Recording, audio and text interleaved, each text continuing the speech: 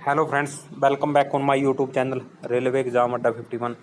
तो आज की इस वीडियो में दोस्तों हम बात करेंगे एक बहुत बड़े मनोवैज्ञानिक जीन पियाजे की दोस्तों।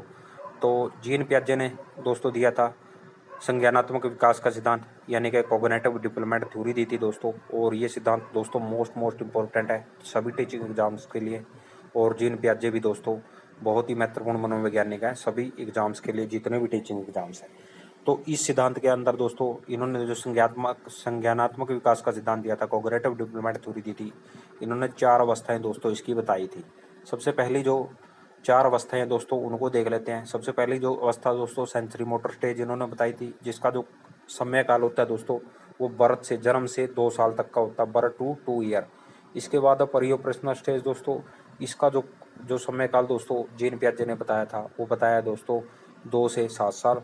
और इसके बाद जो तीसरी हमारी स्टेज आती है दोस्तों वो कंक्रीट ऑपरेशनल स्टेज। इस जो स्टेज का दोस्तों एज बताई है जीन पियाजे ने, वो बताई है 7 से 11 साल। और जो चौथी हमारी स्टेज आती है दोस्तों वो है फॉर्मल ऑपरेशनल स्टेज। और इसकी जो एज है दोस्तों वो 12 वर्ष और 12 से बाद की जो एज है दोस्तों वो फॉर्मल ऑपरेशनल स्टेज के अंतर्गत आती है।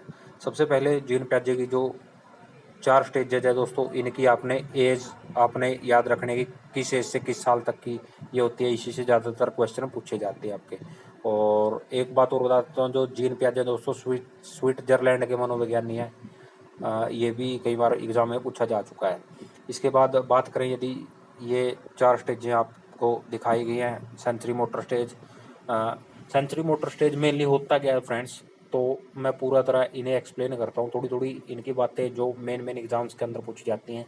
तो ये एक चार्ट बनाया हुआ है तो जिसमें सेंसरी मोटर स्टेज दिखाई गई है बर्थ से 2 साल, और परी ऑपरेशनल 2 से 7 साल, कॉन्क्रीट ऑपरेशनल स्टेज 7 से 11, और formula operational stage 12 and up दोस्तों।